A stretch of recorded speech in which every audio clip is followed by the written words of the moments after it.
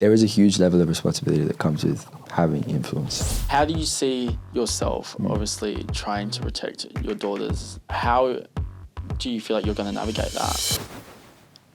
You and I both know how tarnishing media can be, how untruthful media can be, but also how beneficial media can be. Right? You have the power to change the way that like a young 16-year-old guy gets up and starts his day. But I posed the question, I was like, how's your relationship with your father? And he shut off. Yeah. And I was like, man, and with no disrespect, that I can't have that.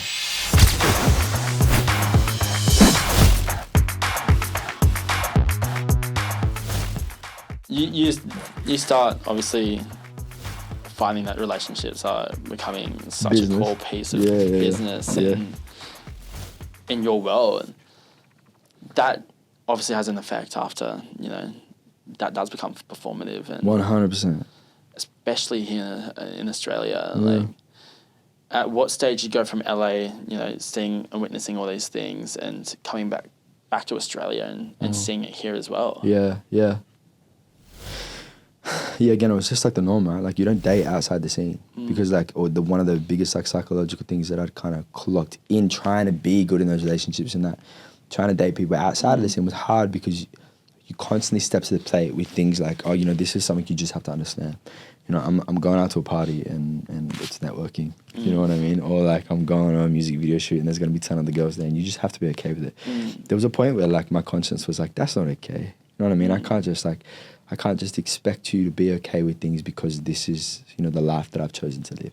And that weighed on me a little bit. And then again, that was kind of like roller coaster where it was like, well, this is just the life that I've chosen. And like, you know what I mean? It's just easier when I date a model or when I date someone who has presence or a profile because like you get it. Yeah. You know what I'm saying? You're going to shoot with other guys there and touching on them and whatever because it's work. Yeah. You know what I'm saying? Like, and you're cool with this, I'm cool with it. There was definitely that performative element, and it's like, how good can we look on socials? You know what I mean? How cute of a picture can we take? Yeah, well, I think like even bro. You were the reason why I wanted to do like the Unleashed brand trip. So really? Yeah, like it was just such a core part of the Australian influencers and artists. Where like I would see your photos, of you and your relationship, or I see other people that I looked up to, and I was like, oh my god, like they did it. And then crazy. When I got offered it, I was like, oh my god, like this is crazy. This is crazy that someone else's impact has impacted my value on how much something means to me. Like, bro, and can I just say that the awareness of that comes with such a responsibility, and not through the lens of like, everything we do is being watched, and someone's gonna take something from it, and it may alter the way that they choose to go about their day. But like, just hearing you say that is like, it just reminds me of how important it is to be conscious of the things that we do and how we choose to portray them, because there is someone at home being like, oh, that's cool. You know what I mean? Or like, I like the way that he talks, or the way that he dresses, or the way he aligns himself with these people or these women or these brands. You know what I'm saying? I never ever took that into account. I was just doing what you wanted, what I wanted to do. And I think that like it's quite sad because there is a huge level of responsibility that comes with having influence. You know what I mean? 100%. Literally, our last podcast we just spoke about that responsibility. Right. Yeah. Do you know what I'm saying? And I'm glad that you guys have kind of spoken about it, because it's just something that, again, these influences you don't consider before getting into the game. It just works and it pops off, and you've got little girls looking up to you and little boys looking up to you, and et cetera, et cetera, et cetera. And I don't think people actually have the awareness, or maybe they do, but I think it's harder to come by where people have the awareness that like, actually you have the power to change the way that like a young 16-year-old guy gets up and starts his day. Yeah. Do you know what I mean? I think like most people are aware, but it comes down to ignorance. Right. Exactly. That's probably definitely a better way to frame it. Yeah. But yeah, I think it's something that I wish I'd put a bit more time and thought into throughout the space of my career. Because, man, I used to be wild on social media, bro. Yeah. There was a point where I just didn't care. You know what I mean? Like, you know what I mean? Like, I can imagine, Like, is there anybody that you would feel that impact from? Me personally? Yeah. Right now, Lil Yachty. I love Lil Yachty. The way he holds himself, the way he's free to talk, the way he's just down. You could tell he's been to it enough to where, like, what matters, but, like, what doesn't. And he's just trying to make cool shit. Yeah. Like all his Concrete Boy stuff at the moment is so fresh. The way he's like kind of portraying like his vision and his music and also bringing his friends with him. So fresh. Yeah. I think it's so cool. I mean, you get to a point where it's like, yeah, cool. Like I could make bread off this. I could make money off this, but like that's not what's gonna keep me here in 6 months' time. Yeah. You know what I mean? Like, was there anyone back in the day that? Bieber for sure. That was the whole. Yeah. Yeah. Yeah, and he kind of like he took me under his wing as like a 15-year-old, and I just remember being like, you know, what you have is perfect. Again, things have changed now. What I want now and what I wanted then was different. But yeah, I was gonna say, do you now, you know, do you feel more, you know, not jealous, but I guess like, do you still strive for that level, or is it now more like you despise it? Despise it? No, I shouldn't say despise it. I'm intrigued by the thought of being able to obtain it whilst holding on to everything that is important. Do you know what I mean? And I don't think that those two things ever truly correlate. Right. You know what I mean? I think like for that level of success, like privacy's out the window. Everyone gets a say, media gets a say, people get a say, fans get a say. You owe so much to so many people. And for what? You know what I mean? So I think, as I said, man, I'm now at a point where I'm about to take my girls and we're going to the mountains in New Zealand. Yeah. And we're just going to go be by ourselves and raise a family and go snowboard. And that's crazy. Well, I want to like discuss the lead up to this decision. Yeah. You know? You're now, you know, so different to that 15-year-old boy. Yeah, yeah. And you're doing something that's completely different as well. I mean, I don't know how much music is in your forefront still, but you have a family now. Yeah. And you have a girl, and how did this all like come up, and how are you going? Yeah. Building this, like that's a business, a whole thing you're building in itself. Yeah. Yeah, cool story. So it really starts,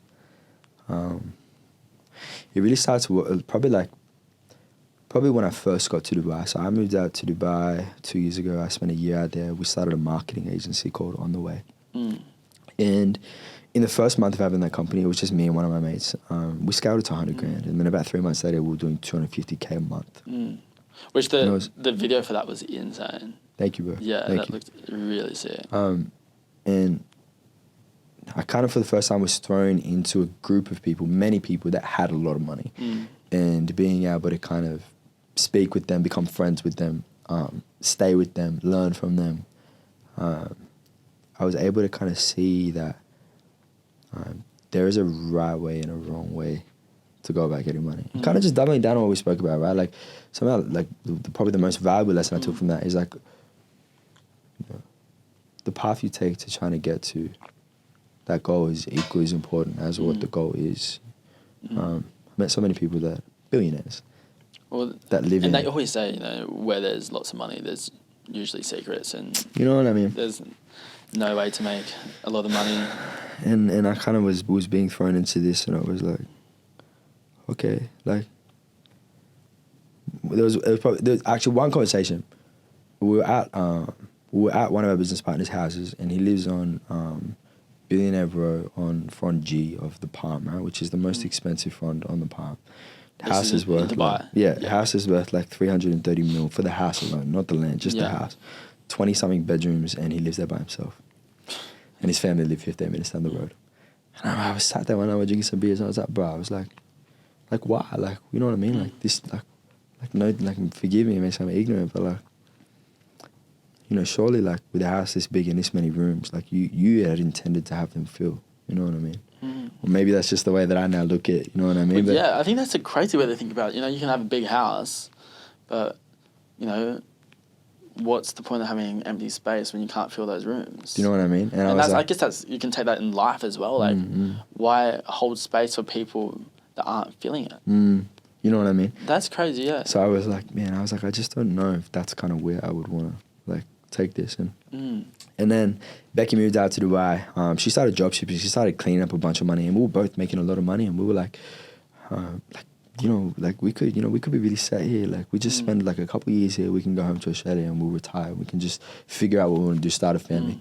And then that kind of came early. So we found out that we were having Aaliyah probably like 9 months into the trip. And how long had you guys been together at this point? 2 years. 2 years.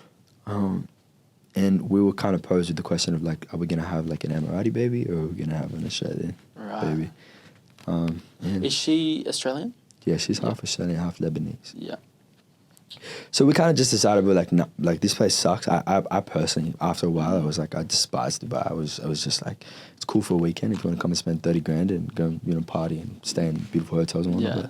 But when you're working there 7 days a week, it's just like dead, bro. So dead. Like you can always be meeting someone new. You can always be networking though. There's always the hottest person in town. There's always this new big deal. And I'm just like, okay, cool. But like how much of it actually comes off, and how much am I just like sitting here with my dick in my hand wasting my time type shit. You know what I mean? I was like, okay, I don't want to do this here. You know what I mean? Let's go home to Australia. And my CEO sat me down and he was like, he posed the question. He was like, bro, he was spewing when he found out I was leaving. In his mind, the company was going to crumble. And I was like, bro, like, I know that I've trained the people below me. We had like 6 or 7 people below us at the time. I was like, I know I've trained these people well enough to do my job better than I can right now. You just don't see that because it's not your role. It's not your profession. It's not your skill set. But like, I back them. Like, I can leave. It's going to be fine. I can manage these guys from a distance. I'm more than capable of delegating whatever needs to be delegated in the meantime. But I want to have my family in Australia. He's like, cool. He's like, well, let me ask you this. He's like,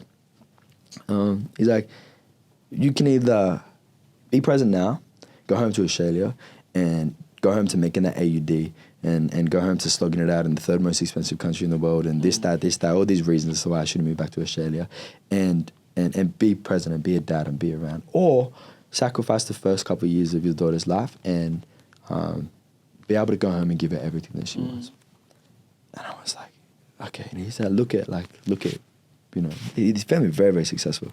He's like, look at my dad, look at what we've built, and it's beautiful, man. They're worth millions and millions and millions of dollars. But I posed the question. I was like, "How's your relationship with your father?" And he shut off. Yeah. And I was like, "Man," and with no, you know, disrespect, that I can't have that. You know what I mean? Like I need to be who she thinks I am as a father. Like whoever this character, this Superman, this world, but I need to be that for her, and I can't be that, you know, at a distance. And more importantly, I can't be a husband. I can't be, you know, a partner. And he didn't get it. He just didn't understand. And especially with your trauma growing up. Seriously. You know, wanting to feel that protection and that guidance and having someone there. I can see how you would want to make sure you do it right this time. For real. Yeah. And I said to Becky, I was like, because the salary we were on was great, and I still have shares and maintain that position in that company, but the opportunity to make money there and here was just very different. The change of cash there is just so much more extreme. And I said to Becky, I was like, we can obtain these worldly goals here in Dubai in a couple of years. I said, or we go home to Australia and we can do it in 10. You know what I mean? I said, but in one world I can't be as present, in another I can. I said, we need to ultimately decide together, like what you want. Like, you know what I mean? Like what do you want? Yeah. You know, is it okay if I'm not around? I personally don't want that. But in your mind, as a mother, you know, would you prefer that, you know, there's just always bread in the account and you don't ever have to worry about money? Or do you want me to be around and maybe we have to be a bit more strategic and frugal with how we spend? And obviously we chose what we chose, and it's been the best decision we've ever made. But I love that you guys came to that decision together, I think. Yeah. Especially with a lot of the things that are happening right now you know, in the media with, you know, how people view, you know, traditional relationships or relationships in general, that you guys came to that decision together. And that says a lot about you and who you are. She's for sure, but she's a G, bro. Like whenever I speak about Becky, like we are, we're so close. We're best friends. Like I respect everything that she has to say about, you know, every situation, and she trusts, and I trust her as well, and she trusts me.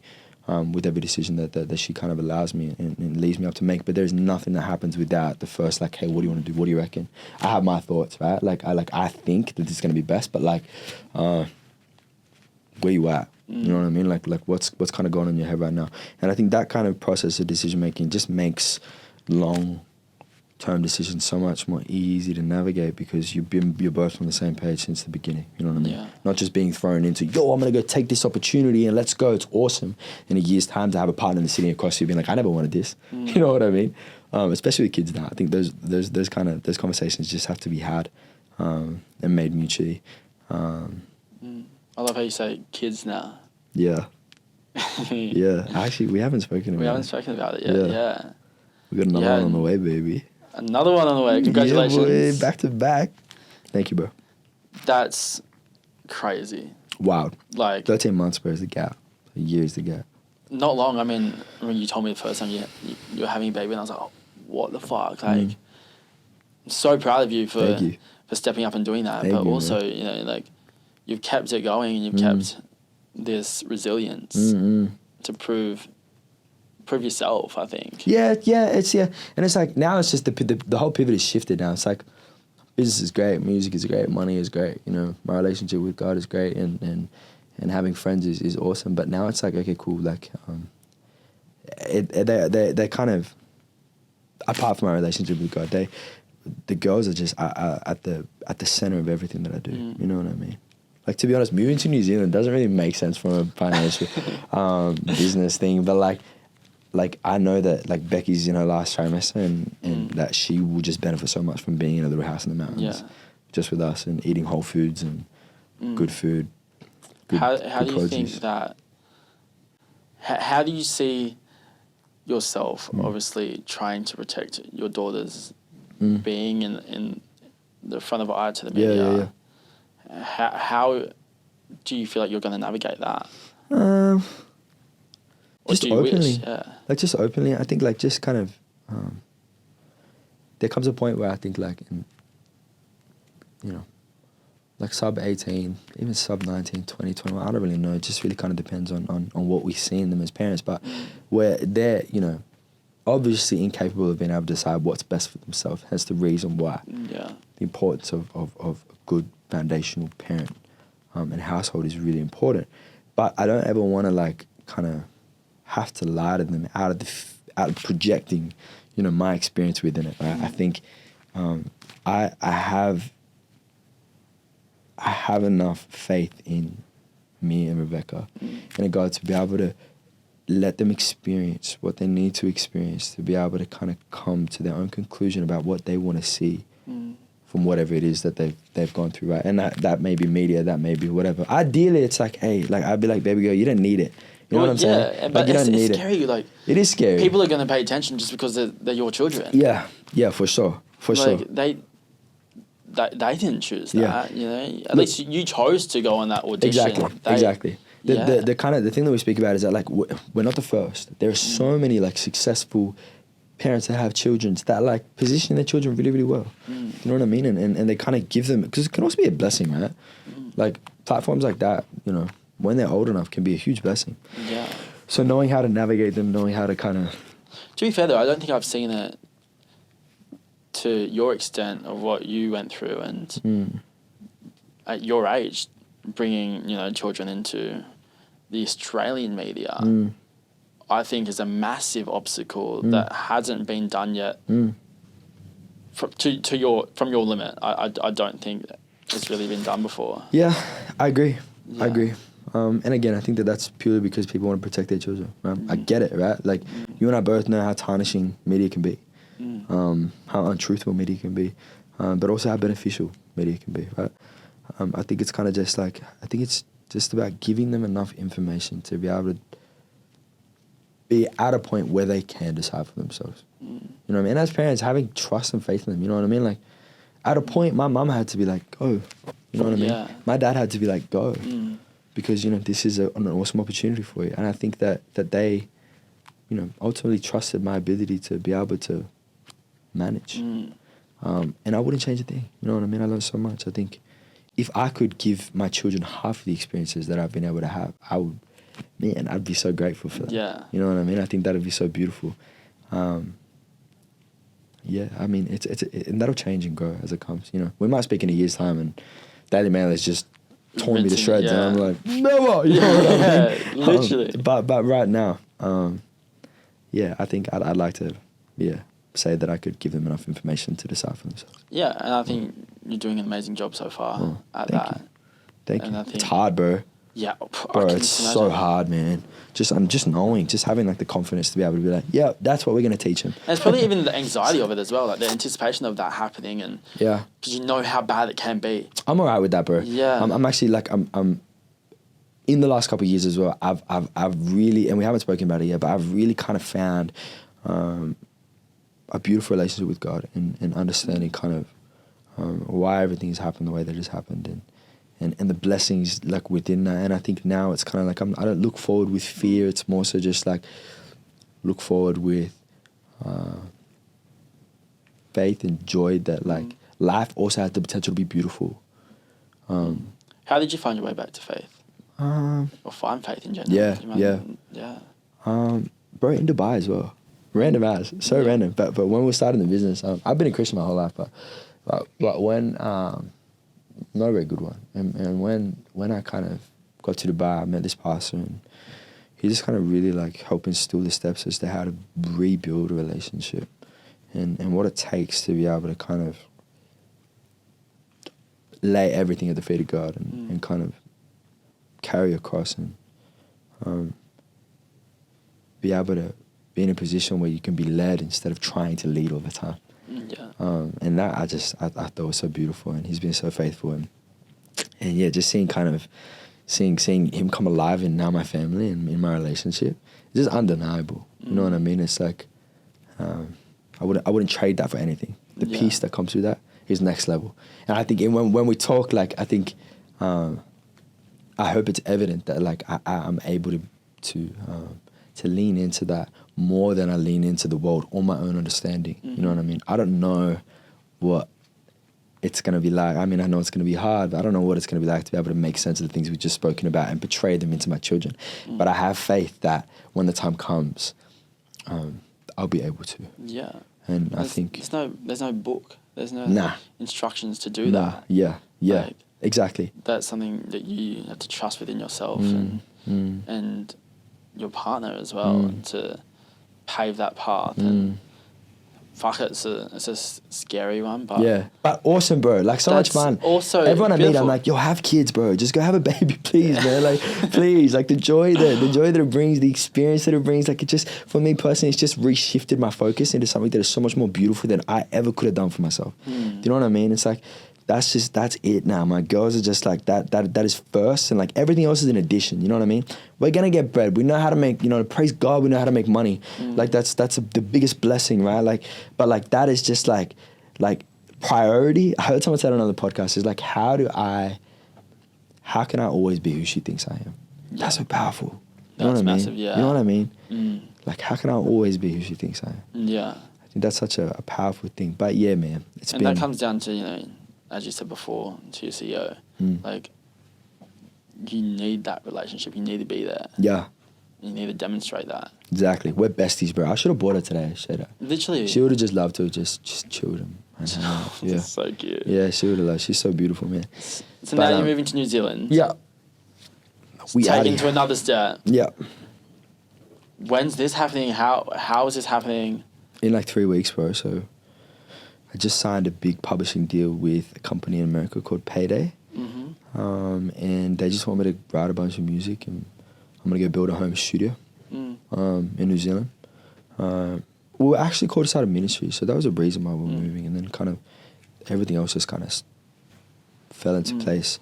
But yeah, so we're going to go start a ministry. I'm going to build a home studio out there, make some music, eat good food, go snowboarding in the winter. I've never lived in the snow. Right. You know what I mean? Like I've lived in countries where it snows, but I've never lived. So beautiful. Right? Have you done it? I have a house in the snow, yeah. Bro, amazing, right? So beautiful. So I just want to like immerse myself in that like cold, like rug up 24/7. Like as soon as it gets fucking cold, bro. Yeah, it's gonna be cold. It sounds a lot better than what it is. I promise. I promise. You're a beach baby. I'm a beach baby too. Oh yeah. But I'm fully I'm fully committed, excited to just being in a place where it just snows all the time. It's good when it does snow, like that perfect weather. But like that in between when it's like windy or wet and cold. Yeah. All you want to do is just stay inside. Are you scared of being isolated out there? Nah. Your family's not over there. I have a couple cousins in Wanaka, but most of my family is in the North Island.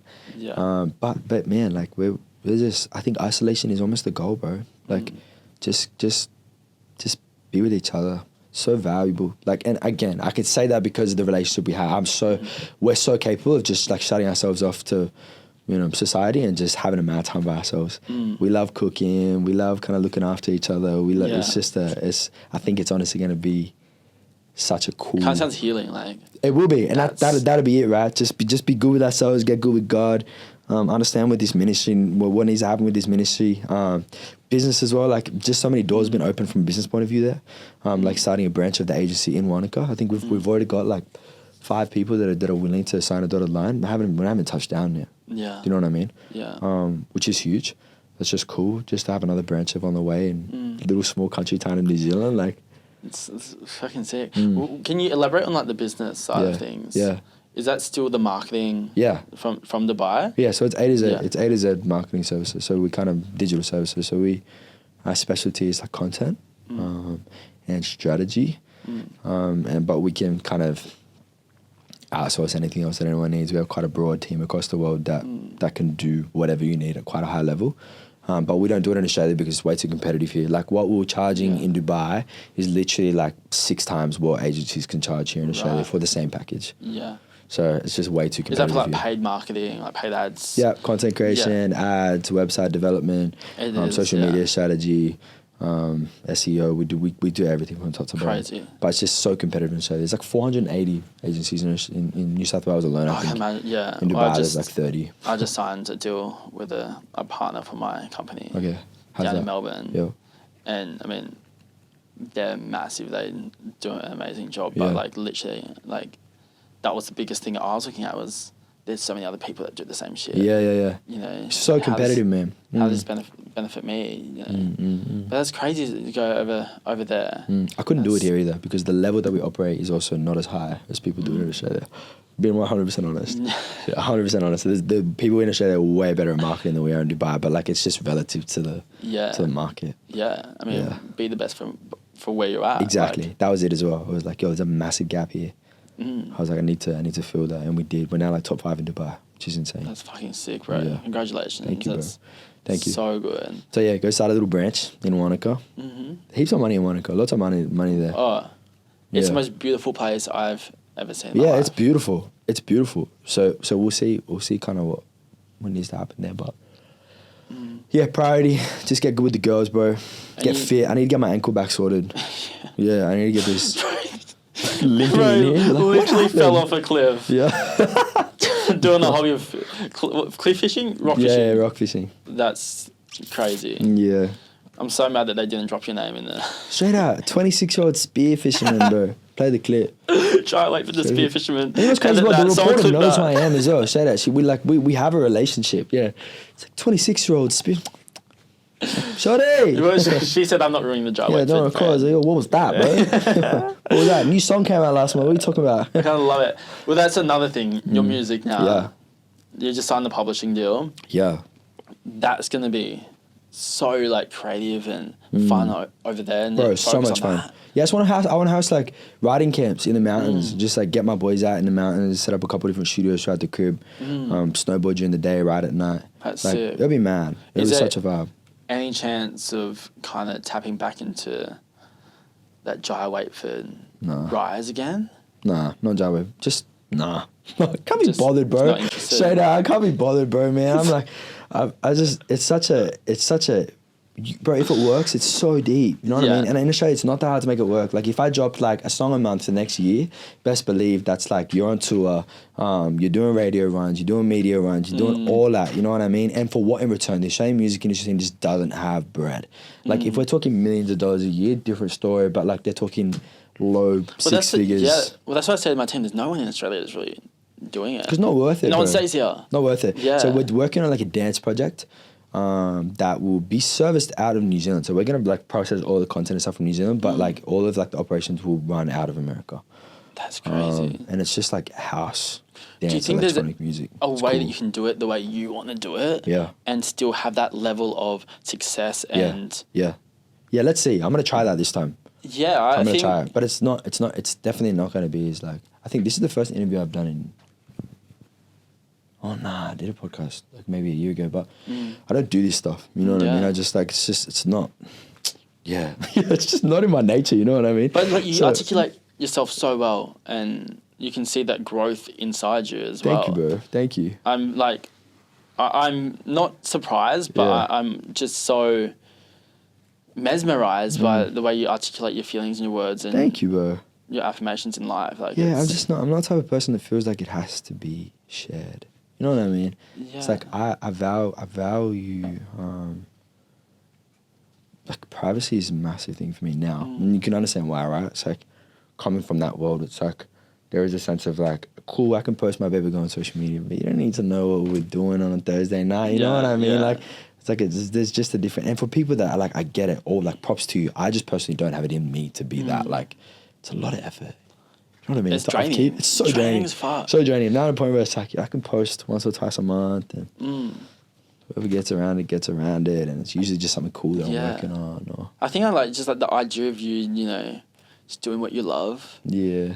Coming out with the shit that you want to come out with. Yeah, and that's it, man. Living the life that you love. I'd love for people to follow through with that and follow that journey. Cause for sure. Well, New Zealand's gonna be a cool little season. We'll definitely be more active on social media because we have to be, but it's still gonna come from a lens of just like what we're up to. Like, it's gonna be heaps of music. It's gonna be about the ministry, recovery on this. Like, I want to be able to go out. We've got this series called Peaks and Pages where we're working at the moment, where like we hike to the top of a crazy mountain and we just like speak about the gospel, chop up like how it like plays into our lives and what we're doing with it at the time. But so there'll definitely be a lot of content coming out and about music here and there. It's just I'm in the phase now of just like strategizing, put it all together.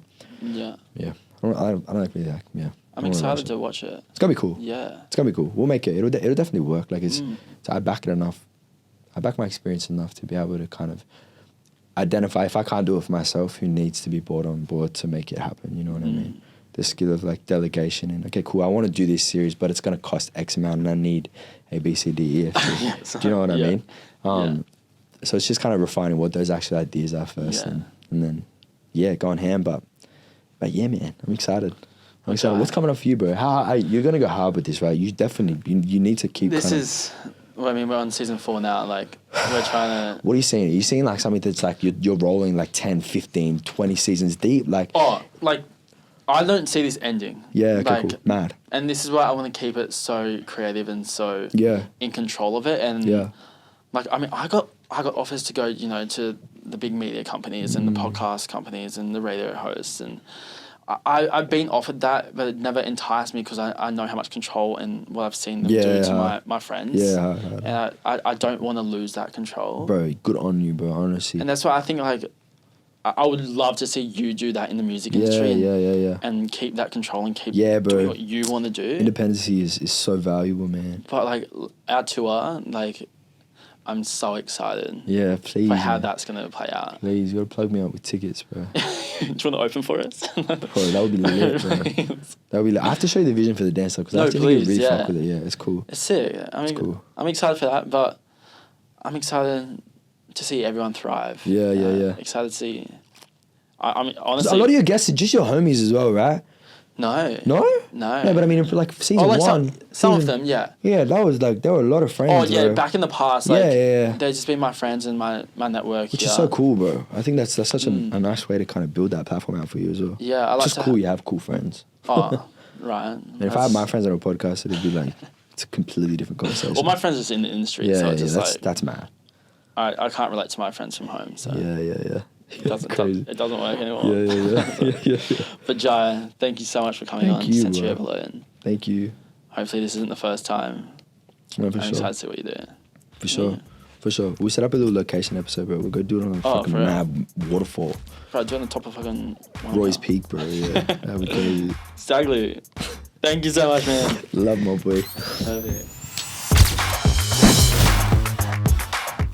Guys, do not forget to follow us on Instagram at Sensory Overload and our YouTube channel. Make sure to leave your comments and questions so we can answer them.